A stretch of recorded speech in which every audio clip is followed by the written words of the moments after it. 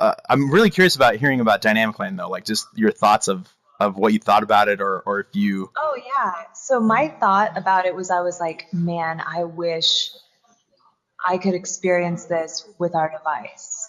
You know? Yeah, Um that was my biggest thought. That's how I could sum up the thought. interesting. That's been my thought from the outside. And I sent Brett Victor an email, and I said, he didn't respond, but I sent him an email, and I said, I want to start one in San Diego, but I want to experiment with or help you start one. I don't think I could, endow it just yet, Okay? but and experiment with using.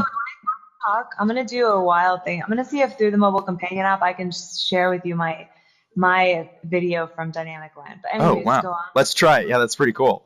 So I sent them and just, because what comes to my mind is that they're using projectors in the roof. And so if you kind of got the dynamic land environment, I think you could get it to go into the headsets and then cross, triangulate between the headsets and create the same basic projector, layer, if you like, but then it's just on your head.